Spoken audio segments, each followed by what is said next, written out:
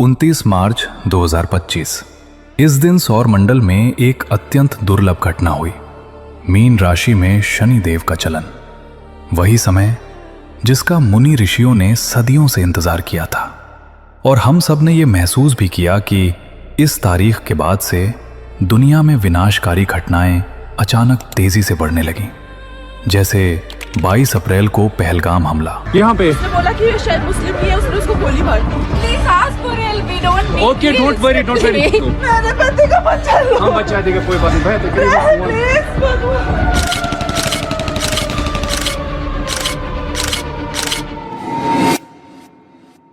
7 मई को ऑपरेशन सिंदूर, 12 जून को Ahmedabad plane crash, मंदिरों में आग लगना, वैष्णो देवी यात्रा का रुक जाना, पंजाब में भयंकर बाढ़, 10 नवंबर को लाल किले के पास कार ब्लास्ट, ईरान इजराइल युद्ध, 23 नवंबर को इथियोपिया का 12,000 साल पुराना हेली गुब्बी ज्वालामुखी फटना, 30 जुलाई को रूस में 8.8 तीव्रता का भूकंप, श्री वृंदावन में जल प्रलय, जहां गंदे नाली का पानी वृंदावन में आया, महाकाल में उनके सेवक का मृत्यु, काशी वाराणसी में सेवक का जलना, और 14 अगस्त को किश्तवाड़ में फ्लैश फ्लड। इतनी घटनाएं इतने कम समय में पहले कभी नहीं हुई। तो सवाल उठता है, ये सब 29 मार्च के बाद ही क्यों? इसका सीधा उल्लेख किसी भी शास्त्र में नहीं मिलता, सिवाय एक गुप्त ग्रंथ के, भविष्यमालिका। जैसे रामायण होने से पहले रामायण लिखती गई थी, महाभारत होने से पहले महाभारत लिखती गई थी, उसी प्रकार कलयुग के अंत से पहले ही कलयुग का अंत कैसे होगा वो पहले से ही लिख दिया गया है। आज से 600 साल पहले जगन्नाथ महाप्रभु, जो कि आदि विष्णु सनातन है, उनके श्री अंगों से 5 संत प्रकट हुए, जिन्हें पंचसखा कहा जाता है।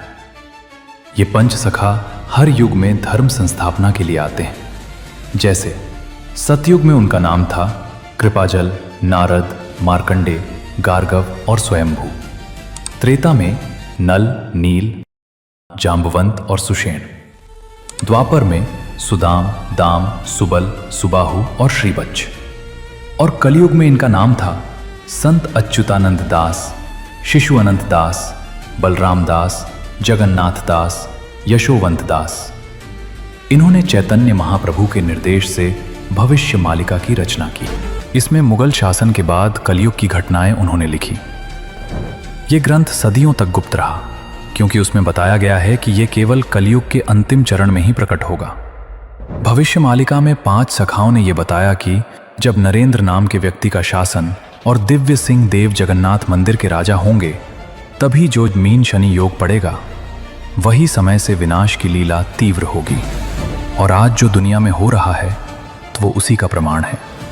इस ग्रंथ को दुनिया तक एक महापुरुष ने पहुंचाया, जिनका नाम है डॉक्टर पंडित श्री काशीनाथ मिश्र जी। उन्होंने 40 वर्षों तक भविष्य मालिका का अध्ययन किया और 2023 में इसका सार 100 से 150 नों में प्रकाशित किया।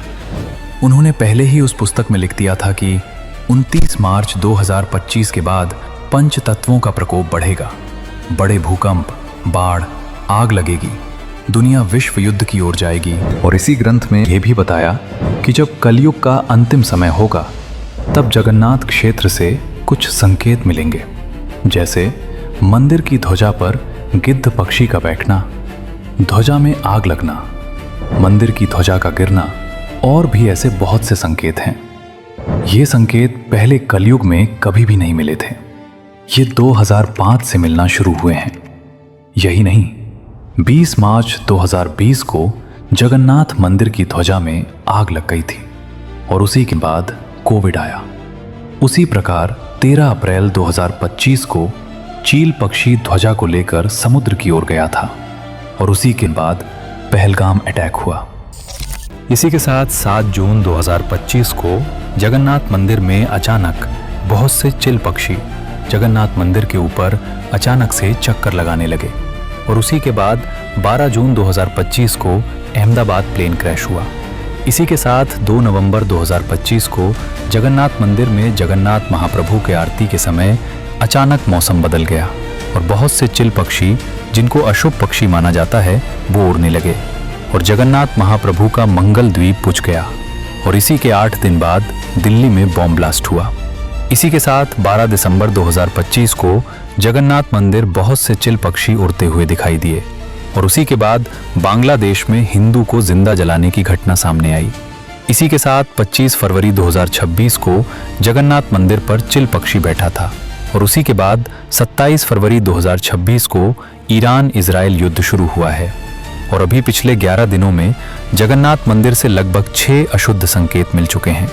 ये सब संकेतों से जगन्नाथ महाप्रभु ने स्पष्ट बता दिया है कि आगे समय विकट होने वाला है, पर जो धर्म में रहेंगे, भगवान के शरण में रहेंगे, उनके लिए आनंद का समय आ रहा है। और इसी पुस्तक भाग 2 को भी उन्होंने 29 मार्च 2025 को प्रकाशित किया।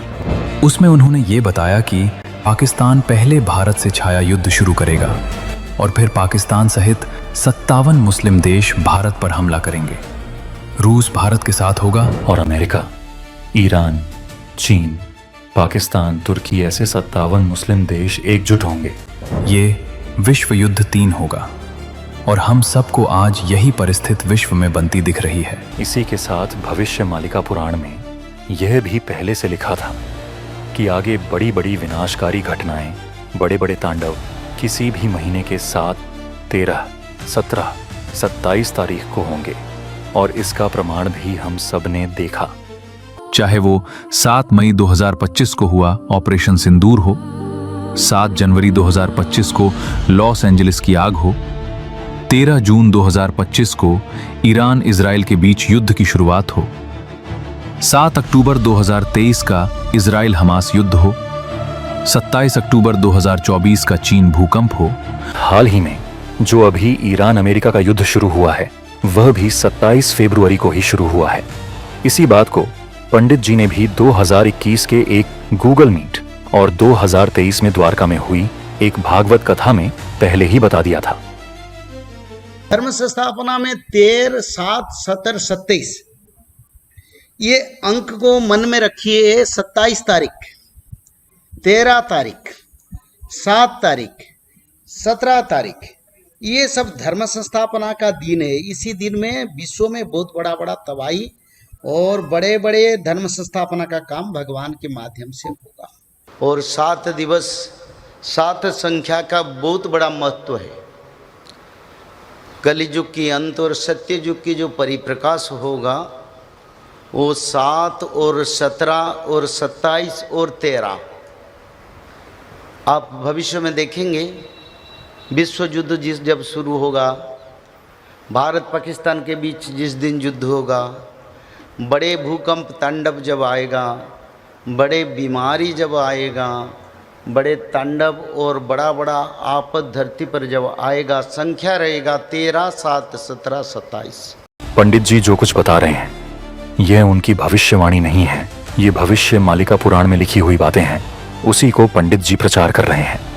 आज भविष्य मालिका के इतने सारे प्रमाणों को देखकर बहुत से साधु संत भी इसको धीरे धीरे स्वीकार कर रहे हैं। भविष्य मालिका के अनुसार 2025 से 2027 के बीच विश्व युद्ध होगा। देशों में गृह युद्ध जैसी स्थिति होगी। घर से निकलना मुश्किल होगा। भोजन 10 से 15 दिन में एक बार मिलेगा और आगे कोरोना से भी घातक महामारी आएगी। लेकिन उसी ग्रंथ में बचने का उपाय भी जगन्नाथ प्रभु ने बताया है।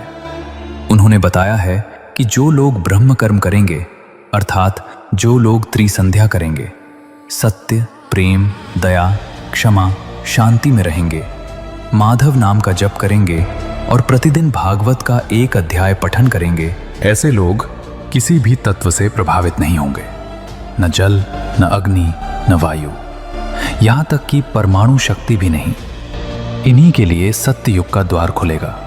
उन्हें दिव्य शरीर मिलेगा और वे 1009 वर्ष तक सुख से रहेंगे। जिस त्रिसंध्या को कैलाश में भगवान शिव अपने रुद्र गणों के साथ करते हैं, जिसको ब्रह्मलोक में भगवान ब्रह्मदेव करते हैं, जिसको स्वयं भगवान श्री कृष्ण जब पृथ्वी पर आए थे वो भी करते थे। प्रभु श्री राम भी जिस त्रिसंध्या को करते थे, जिसको करके ध्रुव जी को तप करने का सामर्थ्य प्राप्त हुआ था, जिसे सिद्ध लोक में सभी सिद्ध करते हैं, जिसे स्वर्ग में इंद्रदेव सहित सभी देवता करते हैं, जिससे वे अमर बने हैं। उसी त्रिसंध्या को अगर मनुष्य करेंगे तो उनका शरीर भी देवता जैसा बन जाएगा और उनके सारे रोग, बीमारी, दुख, पीड़ा, आर्थिक समस्या सब धीरे धीरे कम हो जाएगी और जिसे करके लोग सतयुग में जाएंगे। एक माध्यम है त्रिकाल संध्या, जिस मंत्र को मनुष्य उच्चारण करने से, पालन करने से मनुष्य लोगों के शरीर में जितना पाप है, जितना गलतियां हैं, जितना इंद्रिय प्रवृत्ति है, उसका लोप हो जाता है, तो मानव सदाचारी बन जाता है। ये भागवत में लिखा है। भागवत महापुराण में उद्धव को भगवान कृष्ण ने बताया, जो लोग भागवत नहीं, त्रिकाल संध्या नहीं करते, वो एक मृत जीव है और वो जिंदा लाश की तरह जीते हैं, उनका जीवन का कोई लक्ष्य पूर्ण नहीं होता है। और एक शास्त्र में लिखा है, जो त्रिकाल संध्या नहीं करते उनको भोजन करने का अधिकार नहीं धरती पर। फिर भी लोग त्रिकाल संध्या ना करके भोजन करते हैं, सब करते हैं, मनमानी करते हैं, तो इसका कारण मानव के लिए अच्छा नहीं। जिसका पास कंसंट्रेशन नहीं है, जो मनुष्य आज पथभ्रष्ट है, जो मनुष्य आज एंजाइटी में है, जो मनुष्य लोग रोज सोचते हैं, सोचते सोचते कुछ नहीं कर पाते, वो लोगों को अपने आप सुयोग मिल जाएगा। त्रिकाल संध्या करने से किसी का नौकरी लग जाएगा, किसी का विवाह हो जाएगा, किसी का बच्चा हो जाएगा, किसी का प्रॉपर्टी मिल जाएगा, जिसका जो इच्छा मिल जाता है वो इससे तत्व। तो इसलिए त्रिकाल संध्या करने से मनुष्य अपने आप वो खुद ही परिवर्तन हो जाएगा। उसका प्रभाव है, जैसे एक लाइट को हम कहीं उसको लगाने से उस क्षेत्र का अंधेरा जाता है। तो मनुष्य शरीर में जो माया, जो इंद्रिय, जो सड़ा रिपु है, उसका ज्वलन होकर वो जल कर राख होकर मनुष्य दिव्यमान हो जाता है। त्रिसंध्या में भगवान महाविष्णु के कुछ मंत्र, इसे करना कोई मुश्किल काम नहीं है। इसको करने के लिए दिन में केवल 15 से 20 मिनट लगते हैं। त्रिसंध्या करने के 3 समय हैं: सुबह 3:45 से सूर्योदय तक, दोपहर 11:45 से 1 बजे तक, शाम को सूर्यास्त से आधा घंटा पहले, आधा घंटा बाद तक। ये 3 समय पर सभी देवी देवता, प्रभु शंकर भगवान और उनके रुद्रगण, भगवान ब्रह्मदेव, सभी एक साथ त्रिसंध्या करते हैं। उससे काफी पॉजिटिव एनर्जी जनरेट होती है। अगर उसी समय हम लोग भी त्रिसंध्या करें तो हमारे अंदर भी वह पॉजिटिव एनर्जी आती है और हमारे मन में जितने भी नेगेटिव थॉट्स हैं और जो शरीर में बीमारी है, सब उस एनर्जी के कारण दूर हो जाती है। और अंत में इतने शास्त्र के प्रमाण देने के बाद अब भी आपको अगर भविष्य मालिका पर कुछ भी मन में द्वंद्व है तो आप त्रिसंध्या करके देखें, आपको जरूर आपके प्रश्न का उत्तर मिलेगा। जय जगन्नाथ।